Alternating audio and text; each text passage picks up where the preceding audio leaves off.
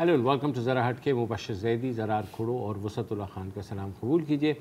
मईशत मुश्किल में है, शायद बच्चे बच्चे को पता है, और हुकूमत कह तो रही है कि मुश्किल फ़ैसले लेने हैं, मगर कब लेने हैं ये पता नहीं चल रहा, और इसकी वजह से स्टॉक मार्केट मुसलसल गिर रही है। रुपया जो है उसकी कदर भी बहुत गिर चुकी है, आज 194 की हद भी उसने क्रॉस कर ली है।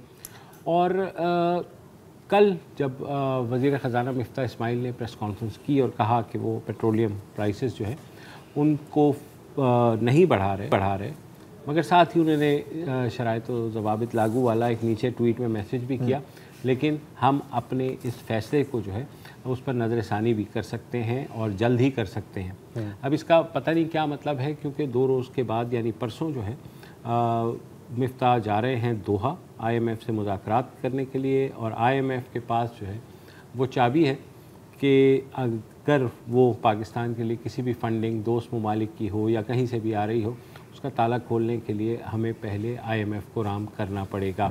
जहाँ तक इत्तेहादियों और हुकूमत का ताल्लुक़ है, आज वज़ीर आज़म जो है शहबाज शरीफ साहब वो मिले आसिफ अली ज़रदारी से भी, उसके अलावा मौलाना फजलुर रहमान से भी, और साथ ही साथ जो दीगर इत्तेहादी हैं उनसे भी मुलाकात की, और कहा यह जा रहा है कि शायद कल कोई फ़ैसले हो जाए। कह सारे रहे हैं कि मुश्किल फ़ैसले करने हैं, कब करने हैं, किसने करेगा कौन, ये और कब करेगा ये कुछ समझ नहीं आ रही।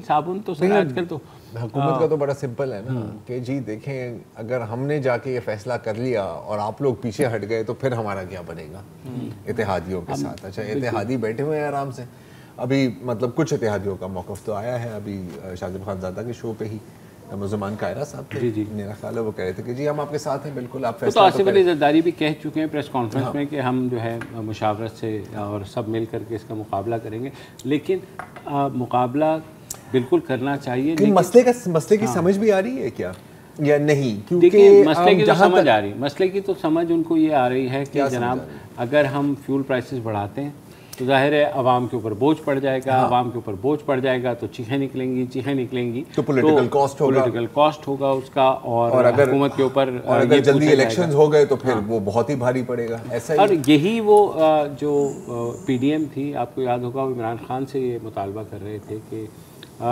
ये जो आपने तमाम चीज़ें तबाह कर दी, महंगाई कहाँ पहुँच गई, और अब अच्छा जब अपनी बारी आई है तो कह रहे हैं 2 चीज़ें हैं, लेकिन वो इनसे शायद होंगी नहीं, और जो फॉल आउट है उसको कम करने के लिए।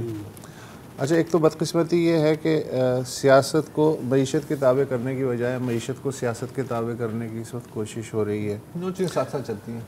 पहला जो काम जो कि ये नहीं कर सकते और पिछली हुकूमत भी नहीं कर सकी, कि सिर्फ महंगाई पेट्रोल की कीमत में इजाफे से नहीं बढ़ती है। जब आपके पास प्राइस मैकेनिज़्म है, उस पे अमल दरामद के लिए कोई ढांचा ही ना हो, तो जो पेट्रोल एक फैक्टर है, बाकी जो 20 फैक्टर्स हैं वो आप कंट्रोल अगर नहीं करते, मसलन वो कहते हैं जी 1 रुपया बढ़ गया पेट्रोल के लीटर पे, ठीक है बढ़ गया, उसकी आड़ में जो आड़ती है वो बैंगन पे 5 रुपये बढ़ा देगा, जो कि पेट्रोल से 4 गुना ज़्यादा एक प्राइस है। अब इसको कैसे कंट्रोल किया जाए? अगर इसको कंट्रोल कर लिया जाए तो वो जो इम्पैक्ट जिससे वो जूझ रहे हैं, एक तो उसका मसला नहीं होगा। दूसरी बात ये है कि अगर ये कल कहें जी इलेक्शन के अलावा कोई रास्ता नहीं है, तो इससे भी बचा इसलिए जा सकता है कि निगरां हुकूमत जो आए उससे कहें तुझे जितने कड़वे फैसले करने हैं तू कर ले, इसलिए कि रहना तो नहीं है ना तुझे, तो 3 महीने के लिए 90 दिन के लिए आए हैं, उस पे छोड़ दे। जिस तरह मोइन कुरैशी आपको याद होगा, उसने कड़े फैसले किए थे। तो सियासी हुकूमतें चूँकि डरती हैं अवामी रिएक्शन से, लिहाजा उसकी राह निजात भी है ये कि जी फ़ौरन कहे जी ये निगरां हुकूमत है 90 दिन के लिए, उसके बाद आप इलेक्शन जाने और जो फैसले करने हैं, ज़ाहिर है मुल्क तो 90 दिन और भी चलेगा ना। अनाओं का क्या होगा सर, जो कह रही हैं कि इमरान खान साहब नहीं, इसलिए तो कह रहे हैं ना कि नहीं होगा, नहीं इसलिए तो कह रहे हैं माड़े सीते लड़े क्यों सी, ये और गंद का टोकरा अब जो आपको नजर आ रहा है तो शौक क्यों चढ़ा था? खुशी उसको जिस जो टोकरा किसी और के कंधों पे था, दूसरा आपने कहा कि नहीं सर ये ठीक है हमने संभालना है। अब आपको ये भारी पत्थर लग रहा है ना, तो जाएं उससे कहें जी निगरान हुकूमत को कोई फैसला। एक थर्ड ऑप्शन भी है, एक थर्ड ऑप्शन भी है, क्योंकि अब हम बात कर रहे हैं फ्यूल की और हम बात कर रहे हैं फ्यूल सब्सिडी की, کتنی ہے یہ فیول سبسڈی؟ ہر 2 ہفتے تقریباً 75 ارب روپے اس کے اوپر خرچے جا رہے ہیں. اب جب ہم ریلیف کی بات کرتے ہیں، دیکھیں بہت مختلف سبسڈیز کے بارے میں خلاف بات نہیں کر رہا، آپ کو سبسڈیز دینی پڑتی ہیں. فیول کی سبسڈی کا مسئلہ کیا ہے کہ اگر میں CD70 چلا رہا ہوں اور آپ SUV چلا رہے ہیں، ہم دونوں کے لیے ایک ہے، رائٹ؟ پر لیٹر فیول سبسڈی تمہاری جیب سے بھی اتنا ہی بچ رہا ہے جتنا میری جیب سے بچ رہا ہے. ایک جو طریقہ ہوتا ہے کہ آپ ٹارگیٹڈ سبسڈیز دیں، right, to the most affected classes, right. اس کا ایک بہت خوبصورت ڈھانچہ ہے آپ کے پاس، BISP/اساس. انڈیا کا بھی ماڈل ہے، انڈیا کا بھی ماڈل ہے، لیکن مطلب مائی پوائنٹ از کہ آپ کے پاس وہ میکینزم موجود ہے. اچھا، اب لوگ پھر یہ سوال اٹھائیں گے اور اٹھانا بھی چاہیے کہ اس کے پیسے کہاں سے آئیں گے؟ ٹارگیٹڈ سبسڈی، یہ سوال IMF بھی پوچھ رہا ہے. ہاں، لیکن میں بات کر رہا ہوں کہ اگر آپ فیول سبسڈی کی جگہ ٹارگیٹڈ سبسڈی دیں یا کم کریں یا جو بھی کریں. ساجد امین جاوید صاحب جو ہیں سسٹینیبل ڈیولپمنٹ پالیسی انسٹیٹیوٹ کے وہ ڈیپوٹی ایگزیکٹو ڈائریکٹر، انہوں نے ایک حساب لگایا کہ اگر ہم مارچ سے گنتی شروع کریں، مارچ اپریل مئی میں تقریباً 200 بلین 211 ارب روپے کی سبسڈی ہوئی ہے اور ابھی جون باقی ہے، رائٹ. 300 ہو جائے گا. پورا 2020 سے 2021 کی آپ کل اساس/BISP یا جو بھی آپ اس کو کہنا چاہیں کی فنڈنگ تھی 227 بلین. مطلب کہ یہ 3 مہینے میں ہم بہا چکے ہیں. 3 مہینے میں آپ بہا چکے ہیں، بلکہ شاید آپ کے کوئی 20 ارب روپے اضافی بھی بچ گئے جو اس کو آپ بانٹ سکتے ہیں. یہ ایک پرسپیکٹیو ہے، یہ میرا نہیں ہے، SDPAI کا ہے. پھر ایک اور ہیں اکانومسٹ علی حسنین صاحب، وہ جو لمس پر ہیں، انہوں نے ایک موٹا حساب لگایا اور کہہ رہے ہیں کہ 19-20 کا فرق اس میں ہو سکتا ہے کہ اگر ہم ایک گراف بنائیں، پائی چارٹ بنائیں کہ کتنا خرچ ہو رہا ہے فیول سبسڈی پر اور کتنا خرچ ہوتا ہے، یہ صرف 2 ہفتے کی بات ہو رہی ہے، باقی پر. تو پہلا اگر ہم اسکرین پر لائیں ان کی پائی چارٹ، تو اس میں آپ دیکھ رہے ہیں کہ یہ جو آپ دیکھ رہے ہیں نا اورنج یلو میں، یہ ہے فیول سبسڈی 73%. باقی کیا ہے؟ اکنامک افیئرز پر 4%، انوائرمنٹ پروٹیکشن پہ تو 1% سے بھی کم ہے، ایجوکیشن پہ 4%، صحت پر 1%. یہ جو آپ پورا دیکھ رہے ہو نا 75% اس کا، یعنی یہ صحت، تعلیم، ماحول اور باقی جو بجٹ ہے ان سے بھی زیادہ سبسڈی دی جا رہی ہے صرف فیول پہ. یہ 2 ہفتے کا کیلکولیشن ہے اور اگین ان کا کہنا ہے کہ یار ہو سکتا ہے میرے سے کچھ اوپر نیچے ہو گیا. ایک اور دیکھیں مسئلہ تو وہ ہے نا، وہ تو جس طرح سے پرائسز بڑھ رہی ہیں، میں پرائسز کی بات ہی نہیں کر رہا، میں بات کر رہا ہوں، میں پرائسز کی بات نہیں کر رہا، وہ جو ہے سمجھانے کی کوشش کر رہا ہوں کہ یہ فیول سبسڈی کا چنک کتنا بڑا ہے. یہاں پر ہر چیز ختم نہیں ہوتی ہے، آخری چارٹ ہے. اب اگر اس کے اندر آپ ڈیفنس بجٹ بھی انکلوڈ کر لیں، 2 ہفتے کا حساب لگائیں، اور آپ یہ جو آپ کی جو جنرل پبلک سروسز پہ جاتی ہے، جو زیادہ تر قرض واپس کرنے کا ہے، یہ اس کی گراف ہے. یہ جو آپ گرے میں دیکھ رہے ہیں یہ آپ کا جنرل ایکسپنسز اور قرضہ واپس کرنا، جو یہ سبز رنگ میں آپ دیکھ رہے ہیں یہ ہے ڈیفنس اور وہ یلو ہے فیول سبسڈی. تو 2 ہفتوں کے اندر آپ فیول سبسڈی پر زیادہ پیسہ خرچ رہے ہیں جتنا آپ ڈیفنس پر خرچ رہے ہیں. This is the scale of the problem. خون مستقل نکلتا جا رہا ہے، یہاں پر کوئی سائنوپلاسٹ کے اوپر بھی اگری نہیں ہو رہا. اور جہاں تک آپ نے بات کی نا، میں نے اس لیے سوال آپ سے اس لیے پوچھا تھا کہ کیا ان کو سمجھ بھی آ رہی ہے. یہ سوال پوچھنا اب ہمارے پاس میرا خیال لازم ہے، کیونکہ جہاں تک کرنسی کی بات ہے، روپی جو گر رہا ہے، تو ملک بوستان صاحب ہیں، وزیر اعظم سب جانتے ہیں. یہ شہباز شریف کو جو ہے وہ سمجھ نہیں آ رہی تھی، تو انہوں نے کہا کہ وہ آج فوریکس کے جو ایسوسی ایشن کے صدر ہیں ملک بوستان صاحب، انہیں سے پوچھ لیں. تو سنیے جی ملک بوستان صاحب نے کیا کہا کہ وزیر اعظم نے ان سے کیا بات. آج وزیر اعظم پاکستان جناب میاں شہباز شریف صاحب نے مجھے زوم پہ کال کی تھی اور انہوں نے پوچھا کہ اپنے ڈالر جو مسلسل بڑھ رہا ہے اور اس کے کافی انہوں نے تشویش کا اظہار کیا تھا اور اس کی وجوہات پوچھی تھی کیوں ڈالر اتنا بڑھ رہا ہے. تو میں نے بولا جی ڈالر کے بڑھنے کی بڑی وجہ تو تجارتی خسارہ ہے، اس کے علاوہ ہمارے کمرشل بینک ہے، کیونکہ یہ مسلسل انٹر بینک میں بڑھ رہا ہے، مارکیٹ میں نہیں بڑھ رہا. میں نے کہا جب الفا برداری سے پہلے 190 تھا اور بعد میں 181 ہو گیا آپ کی، کیونکہ نون کی حکومت جب بھی یہ ڈالر کا ریٹ گرا ہے تو لوگوں نے اپنی پوزیشنیں جو ہولڈ کی ہوئی تھی انہوں نے انٹر بینک میں بڑے پیمانے میں ایکسپورٹر نے اپنے ڈالر سیل کیے اور اللہ کا شکر ہے ڈالر کا ریٹ کافی کم ہوا. لیکن اس کے بعد جو ہے IMF کو جو 1 ارب ڈالر کا دینا تھا لون، وہ اس میں ڈیلے ٹیکٹس ہو گئے. سیاسی عدم کام کی وجہ سے جو ہے जो फॉरेन इन्वेस्टर है वो पाकिस्तान में इन्वेस्ट भी नहीं कर रहा, और पाकिस्तानी इन्वेस्टर जो है वो सरमाकारी नहीं कर रहा, बल्कि स्टॉक से हर कोई पैसा निकाल रहा है। और पिछले अगर टी बिल आप देखें 2 महीने में थे $1 की इन्वेस्टमेंट नहीं आई। तो इसके अलावा पाकिस्तान को इस वक्त अल्लाह का शुक्र है हमारी इंपोर्ट जो है वो $6 अरब है, लेकिन हमारे उसके साथ एक्सपोर्ट और वर्कर से $6 अरब से हम तजारती खसारे से निकल आए। तो ये अल्लाह ने बड़ा करम किया है। और हमें मैंने कहा जी अगर हम लग्जरी आइटम में तकरीबन जो कि $4 से $5 अरब की हैं वो उनको अगर एक कट कर लेते हैं तो उसको हमें 1 अरब अगर माना भी हमारे कट होते हैं तो $12 अरब हमारे बचते हैं। अगले हमने कर्जे देने अगले साल $12 अरब ही देने, अगर खुदा न खास्ता IMF या दोस्त ममालिक हमें कर्जे नहीं मिलते तो अपने खुद कर्जे अदा करने के काबिल हो जाए। जी आपने देखा। और मलिक बोस्तान साहब कह रहे हैं कि वज़ीर आज़म ने उन्हें ये भी बताया, पूछा, बल्कि इन्होंने जब कहा कि कमर्शियल बैंक्स जो हैं यानी इंटर बैंक जो रेट है तो वो भी प्रॉब्लम है, क्योंकि कमर्शियल बैंक्स जो हैं वो डॉलर बाहर भेज रहे हैं। तो उन्होंने ये कहा कि अच्छा वो तो समझ रहे थे कि सिर्फ ओपन मार्केट में ही बढ़ रहा है। तो अब जाहिर है इससे आपको उस पैनिक का या अंडरस्टैंडिंग का भी अंदाज़ा होता है कि वज़ीर आज़म जो है, ऑल्दो बोस्तान साहब से जब मेरी बात हुई उन्होंने ये भी कहा कि जी हमने इसहाक डार को भी $4 अरब दिए थे, मुल्क को डिफ़ॉल्ट से बचाया था जब वो हुआ था। लेकिन इस दफ़ा पता है सूरत हाल देखें, हम जोर दे रहे हैं कि जी सब्सिडी हटा दें तो मसाइल हल हो जाएंगे खास किसी हद तक। यार बुनियादी जो कुत्ता है ना कुएं में वो है बैरूनी तिजारत का, इंपोर्ट एक्सपोर्ट का, no doubt। इसलिए कि वो कैसर बंगाली को मैं सुन रहा था तो उन्होंने कहा कि 2003 तक हम $100 की चीज़ जो है अगर बेचते थे तो $125 की बाहर से मंगवाते थे, यानी डिफरेंस था $25 का 25% का। तो वो हम बैरूनी कर्जा लेके और जो पाकिस्तानियों के रेमिटेंस वगैरह हैं वो करके वो तिजारती खसारा पूरा कर लेते थे।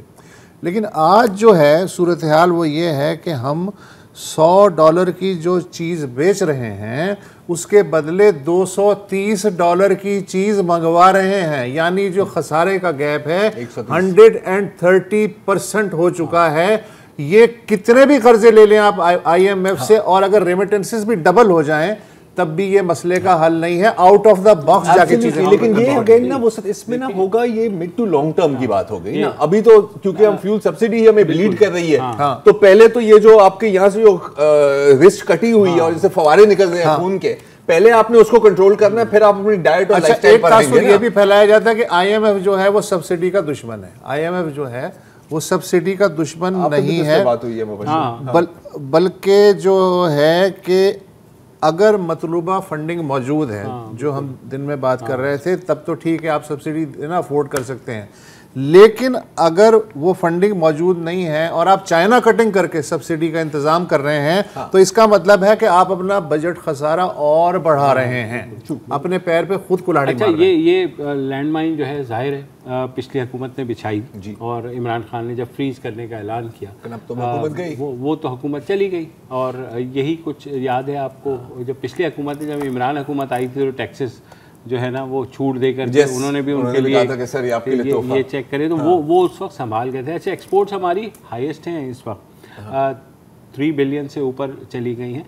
इंपोर्ट्स का हमने ये पहले भी बात की थी, आपको याद होगा 2 हफ्ते पहले भी, कि इंपोर्ट आपको कट लगाना पड़ेगा। जो महंगे मोबाइल फ़ोन्स, जो इंपोर्टेड गाड़ियाँ आप कर रहे हैं, जो आपकी यहाँ पर सारी की सारी गाड़ियों के पुर्जाजात जो है अभी तक बाहर से आ रहे हैं, बहुत ज़्यादा आपको उस पर कट लगाना पड़ेगा। ये वही वो मिड और लॉन्ग टर्म वाली बात आ गई। नहीं, ये आपको ये तो चलिए, ऐसी प्रोडक्ट्स जिनमें पेट्रोल ज़्यादा इस्तेमाल हो या 1600 सीसी की गाड़ी के ऊपर तो एक एक्स्ट्रा टैक्स होना चाहिए, तवानाई ज़्यादा इस्तेमाल हो बनना चाहिए ना यार। प्लॉट्स जो पड़े हुए हैं आपके उस पर टैक्स लगाओ। यही कहानी जो है हमें पिछली हुकूमत भी सुनाती थी कि जी इंपोर्ट के ऊपर जी इंपोर्ट कट कर दे। अच्छा, हुकूमत को एग्रीकल्चर टैक्स से कुछ नहीं मिलता, लेकिन आड़ती सारा का सारा वो पैसा अपनी जेब में ले जाता है, जो कि एक्चुअली एग्रीकल्चर टैक्स की सूरत में बहुत चीजें हैं सर, बहुत सी चीज़ें टैक्स रेट से बाहर है ना सर।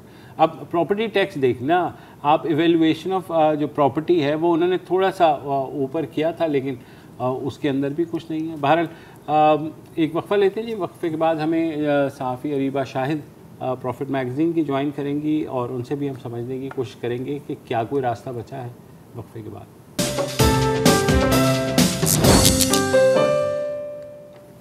Welcome back. और बड़े बड़े मईशत दानों को समझ नहीं आ रही कि मुश्किल फ़ैसला कैसे करें और करें तो उसके फॉल आउट से कैसे बचें, मगर जो मईशत के ऊपर नज़र रखते हैं वो ये समझते हैं कि वक्त पे फ़ैसला करना जो है उससे बहुत सी मुश्किलात ख़त्म हो जाती हैं और गैर यकीनी की सूरत हाल जो है वो ज़हर कातिल होती है मईशत के लिए।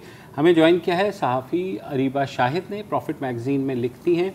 अरीबा, आपको कुछ समझ आ रहा है कि ये हुकूमत क्या करना चाह रही है और क्या करना चाहिए था इसे 2 हफ्ते में पिछले? First of all thank you for having me. ये हुकूमत क्या करना चाह रही है वो उनको भी शायद अभी अंदाजा नहीं हो रहा। आई थिंक उनको भी यकीन नहीं आ रहा कि उनकी सिलेक्शन हो गई है, if you get the mean. But the thing is that जिस तरह से हमारे मैक्रो इकोनॉमिक एनवायरनमेंट चल रहा था, इंडिकेटर्स जो हमारे थे they had been going bad, मतलब चीज़ें बुरी होती हुई नजर आ रही थी काफ़ी दिनों से। और क्योंकि पीडीएम जब हुकूमत में आने की तैयारियां कर रही थी तो उनको ये बात पता थी कि क्या हो रहा है क्या नहीं हो रहा, तो ऐसा नहीं है कि दे वर ब्रॉट इन अचानक नहीं हुआ। तो हाँ, तो ये कोई अचानक चीज़ नहीं है, लेकिन इट लुक्स लाइक उन लोगों ने अपना होमवर्क करके नहीं आए थे, क्योंकि उनको पता था कि IMF का प्रोग्राम है, उनको पता था कि कमोडिटी प्राइसेस इंटरनेशनल कैसे जा रही हैं, तो होमवर्क नहीं किया गया है। या तो किया गया है लेकिन पॉलिटिकल क्लाउड जो है वो ज़्यादा इम्पोर्टेंट है।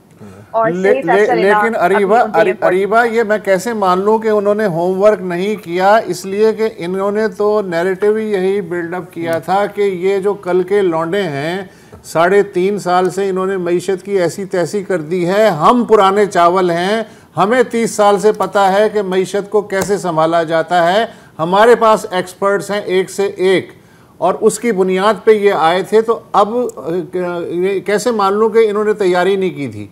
ये तो है ही पुराने चावल। फर्स्ट ऑफ ऑल, अगर 30 साल से ये लोग मईशत चलाते हैं तो हमें 30 साल में बार बार IMF के पास जाना नहीं पड़ता।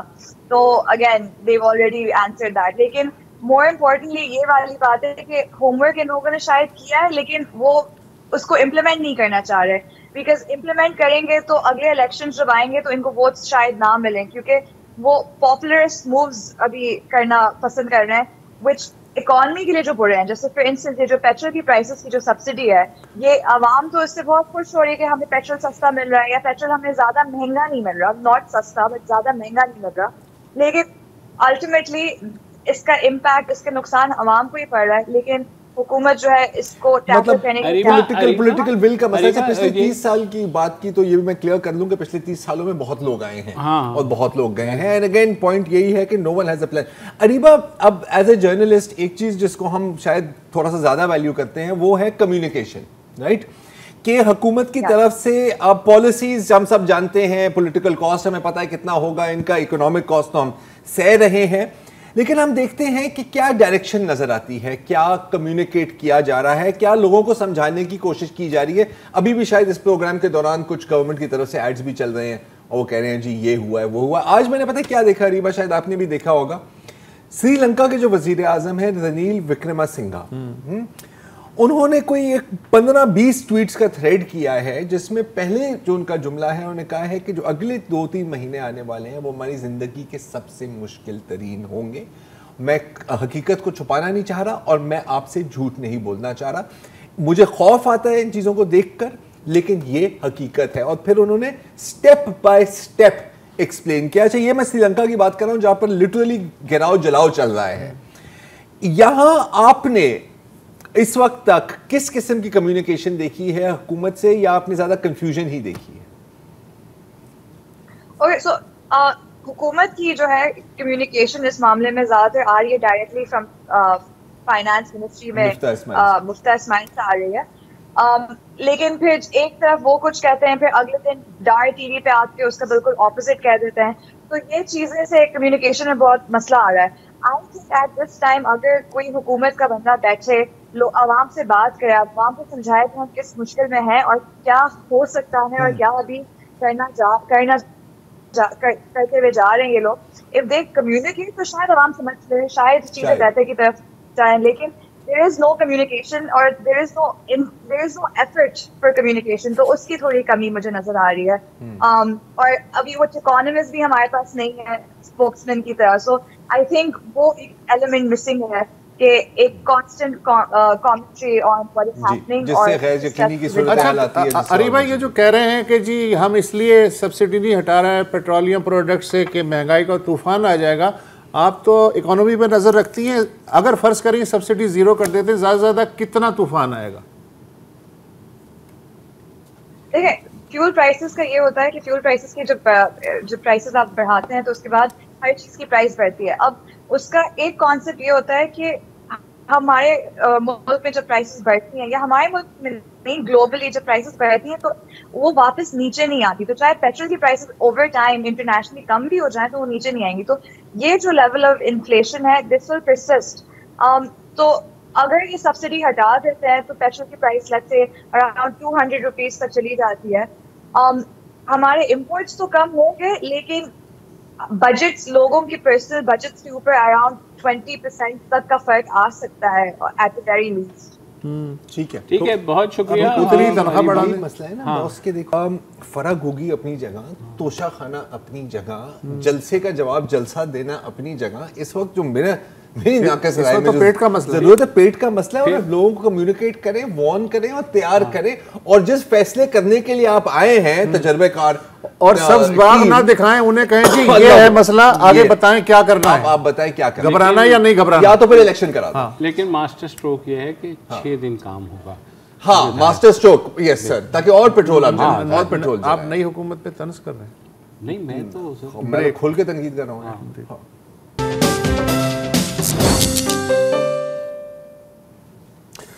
Welcome back. बलूचिस्तान एक ऐसा सूबा है कि आसमान में अगर कोई भी तीर उड़ रहा हो तो सबसे पहले वो देखता है कि बलूचिस्तान कहाँ है, वहाँ गिरना पसंद करता है, बाकी इलाकों की तरफ दूसरी नज़र होती है.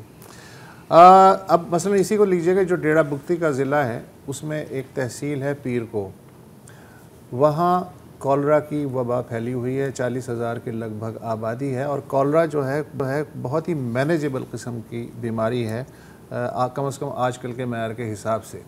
लेकिन वहाँ ये एक बहरान की शक्ल इख्तियार कर गई है. इस कदर बड़ा बहरान कि परसों वहाँ के शहरियों ने मुजाहरा भी किया. किसके लिए? पीने के पानी के लिए और अद्वियात के लिए. शहबाज शरीफ साहब ने नोटिस ले लिया है सूरत हाल का, उसकी वजह से सूबाई हुकूमत भी हरकत में आ गई है. ब्ला ब्ला ब्ला ब्ला ब्ला. ज़्यादा तफसील में मैं नहीं जा रहा. डेरा बुगती से हमारे नुमाइंदे हैं अज़ीज़ मरी साहब, उनसे मैं जानना चाहूँगा अज़ीज़ मरी साहब के अखबारी इत्तलात के मुताबिक पीर को में पहले तो ये बताइए कि अब तक की जो हलाकतें और मुतासरीन की तादाद है वो कहाँ तक पहुँची है? जी अस्सलाम वालेकुम. मैं आपको ये बता दूँ कि पीर को में हीज़े की वबा के जो है वार जारी हैं और रोज़ाना मरीजों की तादाद में इजाफा हो रहा है. महकमा सेहत की टीमों के मुताबिक गुज़िश्ता 24 घंटों में 177 नए मरीज जो है इस वबा का शिकार हुए हैं. इलाका मकीन ज़्यादा बता रहे हैं. हाँ, इसके अलावा मुख्तलिफ. अच्छा सर, अजीज़ मरी साहब एक मिनट, ये जो आप कह रहे हैं ना वबा का शिकार है, ज़्यादा बता रहे हैं, देखिए साथ में फिगर्स भी जो हैं वो आप बताते चले जाएं. मसलन अब तक जो टोटल मरीज़ हैं, एक तो डेली आपने तादाद बता दी, अब तक के टोटल मरीज़ कितने हैं, हलाकतें कितनी हुई हैं, सरकार कितने फिगर बता रही है, बाकी गैर सरकारी ज़राए क्या हैं, ये तफसील प्लीज़ हम जानना चाहेंगे इससे पहले कि आप आगे बढ़ें. अच्छा, ये जो डेरा बुगती की सब तहसील है पीर को में जो हिज़ा की वबा से 22 हलाकतें हो चुकी हैं. ठीक है. इसमें बच्चे और ख़वातीन शामिल हैं और रोजाना 500 के करीब नए केसेस रिपोर्ट की जा रही हैं. पब्लिक हेल्थ सेंटर में जगह जो है वो भी कम पड़ चुकी है. मरीजों को जमीन पर लिटाकर उनका इलाज मुआवजा किया जा रहा है. ये कहना है इलाका मकेनों का. उन्होंने इल्जाम आयद किया है कि बारिशें न होने से पत्थर नाला जहरीला बन चुका है, जिसका पानी इस्तेमाल करने से 4000 से ज्यादा लोग मुतासर हो चुके हैं और दर्जनों जानवर भी मर चुके हैं. इस वक्त पीर को में कहत का समा है. यहाँ के शहरियों ने पानी के कैन उठाकर एहतजाज भी रिकॉर्ड करवाए. इस वक्त पीर को की आबादी जो है वो 40,000 के लगभग है और लोग जो है नकल मकानी करके जा भी रहे हैं. मजीद मैं आपको ये भी बताऊं कि मीडिया पर खबरें चलने के बाद वज़ीर आला बलूचिस्तान अब्दुल कद्दूस बिजंजो ने कमिश्नर सिब्बी बालाच अजीज, सेक्रेटरी हेल्थ साले नासिर, सेक्रेटरी PHE साले बलोच को हंगामी तौर पर पीर को भेजा है। जिम्मेदारों ने अपने प्रेस कॉन्फ्रेंस में ये बताया है कि बलूचिस्तान की हुकूमत ने हंगामी बुनियादों पर जो है काम शुरू किया है। और तो कितने टैंकर रोज के आ रहे हैं वहाँ पर, और क्या डॉक्टर्स की जो सूरत हाल है वो डॉक्टर्स भी आए हैं? तो ये दोनों जरा बताइएगा पानी के वो ऐसे हाँ जी हाँ, वो जो है सेक्रेटरी हेल्थ साले नसीर बलोच ने ये बताया है, उन्होंने बाकायदा प्रेस कॉन्फ्रेंस की है कि उन्होंने BHQ में 40 बेड मुहैया किए हैं और जो है 12 के करीब डॉक्टर दीगर अमला मरीजों का इलाज मुआवजा कर रहा है। उनका कहना है कि पत्थर नाले के पानी का टेस्ट के नमूने भी हमने लेबोरेटरी भिजवाए हैं। जो रिपोर्ट इनके आने में जो हमें रिपोर्ट मौसूल हुआ है, इसमें जो है कॉलरा और मलेरिया के रिपोर्ट के अलावा हिजा भी शामिल हैं। ये तीनों अलग अलग नमूने हैं, जबकि सरकारी अस्पताल में जो अमवात हुई हैं वो सिर्फ 5 हैं। हमारे पास 300 इतने मरीज लाए गए हैं जिनका इलाज किया जा रहा है। ठीक। और डेरा बुक्की से रोजाना के तौर पर 56 के करीब पानी के टैंकर ला रहे हैं, जिनमें 6 लाख लीटर पानी मौजूद है और फी आदमी को जो है 17 लीटर पानी फराहम किया जा रहा है। इस सिलसिले में हंगामी तौर पर हमने बोर लगाने का सिलसिला भी शुरू कर दिया है। जल्दी इस वबा पर काबू पाया जाएगा और हम गुज़िश्ता 4 रोज से जो पीरको में मौजूद हैं। जब तक पीने का साफ पानी और हिजे का सिलसिला खत्म नहीं होता, हम पीरको में मौजूद रहेंगे। लेकिन अजीज मरी साहब, oil and gas development corporation की 12 किलोमीटर तवील जो वाटर लाइन है वो ऑलरेडी पिछले 32 साल से वहाँ मौजूद है, तो क्या वो बंद है? जी मैं ये विषय आपको बता दूं कि जो गैस की जो अगर आप जिक्र करें तो वहाँ तकरीबन इसमें 4 गैस फील्ड हैं। तो यहाँ बलूचिस्तान के अंदर जाफराबाद या डेरा बुक्की या इसकी जो करीब जवार की जो इलाके हैं, वहाँ के लोग आज भी लकड़ियाँ जला रहे हैं। अजीज मरी साहब, मेरा सवाल ये नहीं था, मेरा सवाल ये है कि पानी की जो पाइपलाइन है वो कोई 12 किलोमीटर वो पीरको तक जा रही है, OGTC ने जो 32 साल पहले बिछाई थी, तो क्या वो काम आ रही है या वो बंद है या उसमें पानी है या नहीं है? इलाका मकीनों के मुताबिक जो डेरा बुक्की से जो है रोजाना जो है टैंकर जो FC वाले जो ला रहे हैं वो 20 के करीब है, और जो पानी के जो उन्होंने जो बाकायदा ये पाइपलाइनें बिछाई हैं वो सही काम नहीं कर रही हैं। और जो वहाँ के जो टैंक हैं उनकी सफाई भी खुद कर रहे हैं। इनकी सफाई की तरफ भी इंतजामिया तवज्जो नहीं दी रही है, क्योंकि वो सिर्फ खाली फोटो सेक्शन कर रहे हैं और कोई एक बात बताएं, कुछ इम्कान है कि शायद कुदरत ही साथ दे दे कि बारिशों का कोई प्रेडिक्शन आ रही है, मेट डिपार्टमेंट कुछ कह रहा है, ऐसे कोई इल्म है आपको? क्योंकि बुनियादी मसला तो पानी का ही है ना। हाँ, वो ऐसे था कि शाम को जो है पीरको का जो इलाका था और डेरा बुक्की, वहाँ पर जो है तकरीबन आधा घंटा जो है ना बारिश का सिलसिला जो शुरू हुआ था। लोगों ने बाकायदा दुआएं भी मांगी और सदकात भी किए थे। मुझे इतनी तपती जो जमीन थी तो इनको तो जाहिर है अभी बारिश का वो जो मामूली वो तो नहीं कर सकता था, जाहिर है। अच्छा, आम हालात में जो नॉर्मल हालात हैं कॉलरा के बगैर, डेरा बुक्ती हो या पीर को तहसील हो, वहाँ लोग पानी कैसे हासिल करते हैं, क्या जराए हैं उनके? से ये जो पीर को है ये सब तहसीलें काफी फासले पर है और वहाँ के जो नवाही इलाके हैं लोग जो है शहर के अलावा जो पहाड़ी इलाके में रहते हैं वहाँ पर कोई नहरी जो है पानी मुयसर नहीं है, नहरी इलाका नहीं है। तो वहाँ पर जानवरों के जरिए ऊँटों पर या गड्ढों पर जो है वो दूर दराज से पानी लाने पर मजबूर हैं और बच्चे भी काफी दूर से वहाँ पर पानी लाते हैं और वहाँ पर काश्त का भी कोई जरिया नहीं है। जी अच्छा अजीज, क्या हर साल यही होता है या इस साल ज्यादा मामला सीरियस है? नहीं, हर साल तो होता रहता है। मतलब उसमें जो है सुई, डेरा बुक्की और के जो है दूसरे जो इर्द गिर्द के इलाके पानी की कमी जो है ज्यादा हमेशा होती है ये इसमें गर्मियों के दिनों में। और अभी जो है ये ताज़ा जो वबा फूट पड़ी है इस मरतबा हुए, पहले ये ऐसा जो है इसमें वो नहीं था। अच्छा अजीज, पहला जो केस है पीरको में हमारी इत्तलात है कि 17 अप्रैल को, यानी अब से 1 महीने पहले सामने आया था। 1 महीने बाद हम अब इस इशू पे बात कर रहे हैं और पिछले 1 हफ्ते से ये इशू चूँकि मीडिया में ज़्यादा उछल रहा है, इसलिए अचानक से सूबाई हुकूमत भी जो है उसने भी नोटिस ले लिया है, फेडरल गवर्नमेंट ने भी नोटिस ले लिया है। ये 1 महीना क्या होता रहा? अगर ये हम इस तरह ना उछालते तो किसी को शायद पता भी ना चलता। ये जो है 17 अप्रैल से पहला केस शुरू हुआ था, वो कालरा का था। 1 माह गुजरने के बावजूद भी इस पर काबू पाया नहीं जा सका। इंतजामिया से मायूस होकर علاقہ مکروں نے اپنی مدد آپ کے تحت چندہ اکٹھا کر کے بور لگانے کا کام بھی شروع کیا. 30 لاکھ کے قریب رقم مختص کی گئی, مگر پانی کی جو کافی نیچے گہرائی میں ہونے کی وجہ سے وہ منصوبہ بھی ناکام ہو گیا تھا. جبکہ ان میں شہریوں نے جو ہے جانور ذبح کر کے صدقات بھی دیے تھے. تو یہ جب میڈیا پہ جو اتنی نیوزیں جو بریک ہونے کے بعد جو ہے اس کو بلوچستان حکومت کو ہوش آیا. پھر اس کے بعد ایس سی نے اپنے جوان بھیجے اور ڈیرا بگٹی اور سوئی سے پی ٹی ایل سے انہوں نے ٹینکر بھجوائے. اس کے بعد کچھ ڈاکٹر وہاں پہ بھجوائے گئے, تو وہاں پر جو لوگوں نے اپنے بساط کے مطابق مریضوں کو جو ادویات فراہم کی. این جی اوز بھی ہیں, سوری این جی اوز غیر سرکاری تنظیمیں. جی غیر سرکاری تنظیمیں وہ مقامی ہیں, مطلب کہ باہر سے کوئی نہیں ہے. مقامی تنظیمیں جو ہے اپنی مدد آپ کی طرف کام کر رہی ہیں. صحیح, مگر ان کے پاس اتنی ذرائع نہیں ہے, وہ کہاں سے اتنا جو ہے وہ خارج کر سکے. میری درخواست ہے الخدمت اور دیگر ایسی تنظیموں سے کہ اس کا نوٹس سنا ہے, اگر میں کنفرم نہیں کر سکتا, میں نے سنا ہے وہ کچھ کر رہے ہیں. بہت ہیں, اب میں نہیں کہہ سکتا کہ کتنے وہ ریئل ہے, کتنے وہ کام ہو سکتا ہے ان سے. لوگ فنڈ ریزنگ بھی کر رہے ہیں. اور ایک اور چیز میں نے پڑھی تھی, اگین وہی سوشل میڈیا پر یہ باتیں ساری چل رہی ہیں, کہ ایک واٹر فلٹریشن کی کمپنی ہے یہاں پاکستان میں, اسٹارٹ اپ ہے پاک وائٹے کے نام سے. اگر آپ کو یاد ہوگا تو کچھ سال پہلے ان کے ساتھ ہم نے ایک پروگرام بھی کیا تھا, تو انہوں نے بہت ایک لو کاسٹ اور کافی افیکٹو واٹر فلٹریشن سسٹمز بنائے. تو وہ بھی کوشش کر رہے ہیں کہ وہاں تک پہنچائیں, لیکن پانی ہوگا تو فلٹر. لیکن وہ میں یہی کہہ رہا ہوں کہ پانی کا اصل مسئلہ تو ہے کہ پانی نہیں. جس علاقے کی گیس میرے کچن میں اس وقت جل رہی ہے, اس علاقے کا مکین اونٹوں پہ پانی لا رہا ہے. جی وقفہ لے لیں.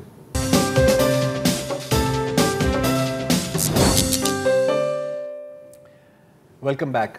ہفتے کے روز امریکن ریاست نیو یارک کے شہر بفلو میں ایک سپر مارکیٹ میں ایک شوٹنگ ہوئی, جس میں 10 لوگ جاں بحق اور 3 لوگ زخمی ہوئے ہیں. قاتل کا نام ہے پیٹن گینڈرن, ایک سفید فام امریکن ہے, 18 سال کی عمر ہے, اور کہا جا رہا ہے کہ اپنے نشانے پر پہنچنے کے لیے وہ 200 میل اس نے ڈرائیو کیا. اور بالخصوص ایک بفلو کا جو شہر ہے اس کی ایک بلیک نیبرہڈ, جہاں پر مطلب سیاہ فام رہتے ہیں, رہائش کرتے ہیں, اس کو ٹارگیٹ کیا. شوٹنگ کو اب جو ایک رواج بن گیا ہے میچ شوٹنگز میں, لائیو سٹریم کیا گیا ٹوئچ ویب سائٹ پر, جہاں پر یوزلی جو لوگ آن لائن گیمنگ کرتے ہیں وہ اپنی لائیو سٹریمز کرتے ہیں. اور اگر آپ ویڈیو دیکھیں جو آپ نے دیکھی تھی ابھی میرے ساتھ ہی, سے پہلے تو بالکل ایسے ہی ہے جیسے کوئی ویڈیو گیم کھیلی جا رہی ہے, لیکن یہ کوئی ویڈیو گیم نہیں ہے. The people dying are real. اب یہ کوئی نئی بات نہیں ہے امریکہ کے لیے. اسکول شوٹنگز ہوتی ہیں, مالز میں, دفاتر میں, ہر جگہ شوٹنگ ہو رہی ہوتی ہیں. یہ جو شوٹنگ ہے یہ 100% جس کو کہتے ہیں رائٹ ونگ یا نیو نازی شوٹنگ ہے. ایک تو اس لیے کہ بلیکس کو ٹارگٹ کیا گیا ہے, لیکن ایک اور بھی اس میں کلو ہے, اور وہ یہ ہے کہ پیٹن کی جو بندوق ہے جو آپ کو کلیئر نظر آ رہی ہوتی ہے پوری لائیو شوٹنگ میں, اس کے اوپر ایک تو نگر لکھا ہوا ہے جو ایک گالی ہے جو سیاہ فاموں کو بولی جاتی ہے, اور اس کے ساتھ ساتھ ایک نمبر لکھا ہوا ہے, اور وہ نمبر ہے 14 یعنی 14. اچھا 14 کی اہمیت کیا ہے اس پرٹیکولر مائنڈ سیٹ میں اور اس ایڈیالوجی میں؟ ایک وائٹ ایکسٹریمسٹ تھا, ڈیوڈ لین اس کا نام تھا, اور اس نے کافی کتابیں لکھی ہیں, اور ایک اس میں اس نے ایک جملہ لکھا تھا The 14 words. وہ 14 words ہیں, We must secure the existence of our people and a future for white children. مطلب کہ یہ جو گروپ ہے یا یہ جو ذہنیت ہے, اس میں ایک انہوں نے ایک تھیوری بنائی ہوئی ہے کہ جو سفید فام لوگ ہیں یا جو گورے ہیں ان کی نسل کشی ہو رہی ہے. اور امریکہ میں نسل کشی کیسے ہو رہی ہے, اس کو کہا جاتا ہے دا گریٹ ریپلیسمنٹ تھیوری, کہ یہ جو ڈیموکریٹس ہیں اور یہ جو یہودی ہیں اور یہ جو مسلمان ہیں یہ دھڑا دھڑ ہمارے ملک میں داخل ہو رہے ہیں, بچے بھی زیادہ پیدا کرتے ہیں, اور ایک وقت آئے گا جب وائٹ کنٹریز میں وائٹس ایک مائنورٹی ہوں گی. اور جو بات یہ کبھی کہتے نہیں ہیں لیکن یقیناً سوچ رہے ہوتے ہیں کہ کہیں وہ پھر ہمارے ساتھ وہ نہ کریں جو ہم ان کے ساتھ. سفید ہندوتوا سر, ساری چیزیں ایک ہی ہوتی ہیں, ہمیشہ خطرے میں ہی ہوتے ہیں. اچھا اب یہ جو 14 کا جو ہے کوڈ, یہ آپ کو بہت جگہ اور بھی ملے گا. جیسے آپ نیو نازی ٹیٹوز میں دیکھیں, اس میں بھی 14 لکھا ہوا ہوتا ہے, اور اس کے ساتھ ایک اور نمبر بھی اکثر ایڈ کرتے ہیں, 88. अच्छा 88 का इसमें क्या माने हैं, क्योंकि अगर आप देखें ABCDE अगर आप अल्फ़ाबेट निकालें तो 8 जो अल्फ़ाबेट है वो है H. तो जब आप 8 को साथ रखते हैं इसका मतलब होता है HH, जिसका मतलब इनकी ज़बान की भाषा में है हाइल हिटलर. तो अगर आपने 8वां लफ्ज़ है ना H अल्फ़ाबेट में, तो 8 इज हाइल हिटलर. अच्छा अब इसकी गिरफ्तारी के बाद, और बड़ी प्यार मोहब्बत से इसको गिरफ्तार किया गया है, आपको पता है, क्योंकि अगर कोई कल्ला होता तो आपको पता है अभी तक तो नहीं, उसको तो उड़ा दिया होता ना, जिंदा ना गिरफ्तार नहीं, नहीं ऐसा तो हो ही नहीं सकता. मेरे ख्याल मैंने कभी ऐसा केस शायद ना देखा हो. उसके बाद 180 सफ़ों की एक पूरी डॉक्यूमेंट मिली है जिसमें उसने बार बार यही कहा है कि जी हमारी नस्ल कुशी हो रही है और मैं अब एक जंग लड़ने वाला हूं अपनी कौम के लिए. अच्छा अब इंटरेस्टिंग बात यह है कि जो ग्रेट रिप्लेसमेंट थ्योरी है वही हिंदुत्व वाली, ये पहले तो सिर्फ इन ग्रुप्स तक महदूद थी कि इनकी जो वेबसाइट्स हैं या जो थोड़े से क्रेजी लोग हैं. फॉक्स न्यूज़ के आने के बाद, और बिलखसूस टकर कार्लसन उनका एक बहुत मशहूर एंकर है सूट टाई पहनकर, ये भी प्राइम टाइम में इसी थ्योरी को फ़रोग़ देता है. रिपब्लिकन पार्टी जो है उसके भी जो रिप्रेजेंटेटिव्स हैं वो भी इस थ्योरी को फ़रोग़ देते हैं. और ये मैं नहीं कह रहा, ये कह रही है लिज चेनी, जो किसकी बेटी है? डिक चेनी साहब, साबिक अमरीकी वज़ीर दिफा की बेटी, जिनसे ज़्यादा रिपब्लिकन आपको कभी, जिन्होंने इराक जंग लड़ी थी. अच्छा अब इस तरह के इतने हमले होते हैं लेकिन पता नहीं क्यों इनको अक्सर दहशतगर्दी नहीं कहा जाता. अभी भी अगर आप फॉक्स न्यूज़ का देख रहा था, मुझको बहुत लोग तनकीद कर रहे थे ना कि सर आपने ही तो इसको मवाद दिया है. तो वो कह रहे हैं कि नहीं जी देखें, हेट स्पीच, इश्तियाल अंगेज बातें कभी नहीं करनी चाहिए. और अक्सर जो इस तरह के लोग इस तरह की हरकतें करते हैं ना कहीं उनका कोई मेंटली डिस्टर्ब होते हैं, लोनर्स होते हैं, डिप्रेस्ड हो जाते हैं. मतलब कोई गर्लफ्रेंड नहीं कभी मिली इससे, टेररिस्ट तो हरगिज़ मर गया इसका, वालिदैन प्यार नहीं करते थे, एक्सेट्रा एक्सेट्रा एक्सेट्रा. लेकिन इनकी जो नेटवर्क बनती है ना बड़ी मज़ेदार है. अब अगर आपको थोड़ा सा ये देखते हुए लाइव स्ट्रीमिंग, किलिंग, गन के ऊपर सिंबल्स, आपको वो क्राइस्ट चर्च का अटैक शायद याद आए न्यूजीलैंड में, जिसमें ब्रेंडन टैरेंट ने एक मस्जिद में जाकर 50 से ज़्यादा नमाजियों को शहीद किया था. ये तो सिर्फ एक एग्जाम्पल है. किस तरह लिंक करते हैं? जून 2016 में यूके में टॉमस मेयर के एक नाटसी था और उसने ब्रिटिश पार्लियामेंटेरियन जो कॉक्स को छुरे मारकर कत्ल किया था. ये सब सा ब्रेग्जिट के दौरान, जब उसके घर पे छापा पड़ा तो वहां पर भी सारे Nazi flags and so on and so forth. और उसकी काफी अगेन डायरी भी मिली. डायरी में क्या पता लगा कि उसका हीरो था एंडर्स ब्रीविक, जिसने 2018 में नॉर्वे में तकरीबन 80 लोगों को कत्ल किया था. अच्छा ये सिर्फ इसका ब्रीविक सिर्फ इसका हीरो नहीं था. एक और शख्स है कोस्ट गार्ड लेफ्टिनेंट यूएस के क्रिस्टोफर हैसोन, जिनको गिरफ्तार किया गया था क्योंकि अपनी फौजी कॉन्टैक्ट्स इस्तेमाल करके उसने कोई 100-150 बंदूकें, बॉम्ब सब कुछ तैयार किया हुआ था. उसकी पूरी प्लान था कि जो प्रोमिनेंट ब्लैक पॉलिटिशियंस हैं, जजेस हैं, डॉक्टर्स हैं, उनको वो असैसिनेट करेगा या फिर डेमोक्रेट को असैसिनेट करेगा. अच्छा ये जो टॉमस मेयर था, काफर काला काफर सर ऐसा ही है. और काले भी अच्छा बड़ी मजेदार थियरीज होती है. वो कहते हैं कि जी यहूदी मुसलमानों के साथ मिलकर ना हमें तबाह करना चाह रहे हैं. अब इनको कौन समझाएं कि यार थोड़ा मुश्किल थियरी है, जैसे मोसाद और केजीबी का लाइन, जैसे ऐसा ही कुछ है, इवन वर्स देन दैट. ये जो टॉमस मेयर हैं, ये और किसका बहुत बड़ा फैन था? साउथ अफ्रीका की अपार्थाइड रिजीम का. ठीक है, बल्कि उनकी एक एक्सट्रीमिस्ट अखबार थी जो वहां पे तो बंद होगी, यूके में आई थी, उसके भी बड़े इश्यूज आपको मिलते थे. डिलन रूफ, अगर आपको ये नाम याद है, 2015 में अमेरिका में इसने एक सियाफामों की चर्च में जाके फायरिंग की थी. वो भी अपने आप को साउथ अफ्रीका का फैन कहता था. तो आप देख सकते हैं कि एक ही फोरम्स हैं, एक ही सोच है और हर जगह मिल रहे होते हैं. और 2016 में क्यूबेक में अलेक्जेंडर बिसोनेट नाम के एक शख्स ने क्यूबेक की मस्जिद में जाकर कोई 6 लोगों को शहीद किया था. वो बहुत बड़ा फैन था डिलन रूफ का. अच्छा डिलन रूफ की गिरफ्तारी और ये जो अभी पेटन की जो गिरफ्तारी है मुझे काफ़ी मिलती जुलती लगती है, क्योंकि उसको भी बड़े प्यार मोहब्बत से पुलिस ने रखा हुआ था. बल्कि कत्ल गिरफ्तारी के बाद उसको बर्गर किंग जाके बर्गर भी खिलाए थे. अच्छा इंसान भले कातिल हो, भूखा तो ना, इंसान कातिल हो, है तो इंसान ना यार. अच्छा इंटरेस्टिंग बात यह है कि क्या अथॉरिटीज़ को इसके बारे में नहीं पता।